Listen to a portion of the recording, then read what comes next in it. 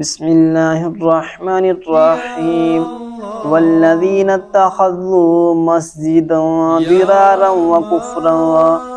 وکفرا وتفریقا بین المؤمنین وارصادا لمن حارب اللہ ورسولہ من قبل ولیحلفن ان اردنا الا الحسنى واللہ یشہد انہم لکاذبون۔ ترجمہ کنز العرفان۔ اور کچھ منافق وہ ہیں جنہوں نے نقصان پہنچانے کے لیے اور کفر کے سبب اور مسلمانوں میں تفرقہ ڈالنے کے لیے اور اس شخص کے انتظار کے لیے مسجد بنائی جو پہلے سے اللہ اور اس کے رسول کا مخالف ہے، اور وہ ضرور قسمیں کھائیں گے کہ ہم تو صرف بھلائی کا ارادہ کیا تھا اور اللہ گواہ ہے کہ وہ بے شک جھوٹے ہیں۔ والذین اتخذوا مسجدا ضرارا، اور وہ جنہوں نے نقصان پہنچانے کے لیے مسجد بنائی۔ اس آیت کا شان نزول یہ ہے کہ منافقین کی ایک جماعت جنہوں نے مسجد قباء کو نقصان پہنچانے اور اس کی جماعت میں تفریق ڈالنے کے لیے اس کے قریب ایک مسجد بنائی تھی۔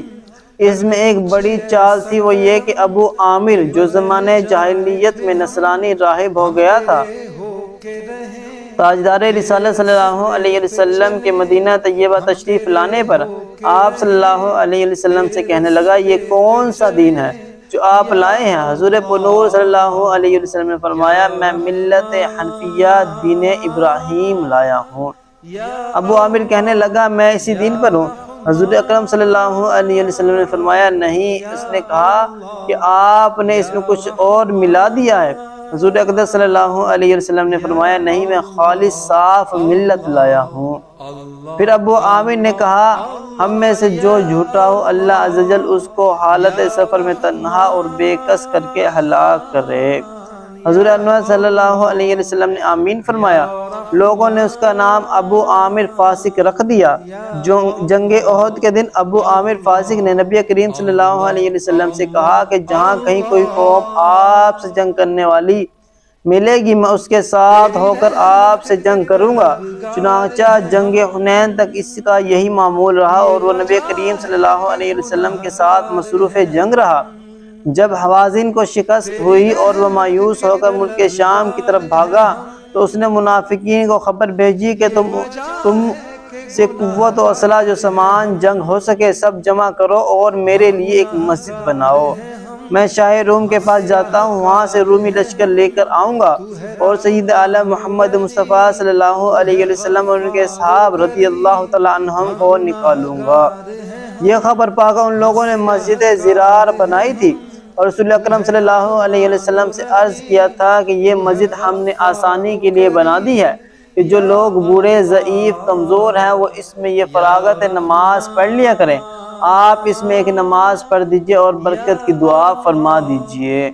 رسول کریم صلی اللہ علیہ وسلم نے فرمایا کہ اب تو میں سفر تبوک کے لیے جا رہا ہوں، واپسی پر اللہ عز و جل کی مرضی ہوگی تو وہاں نماز پڑھ لوں گا۔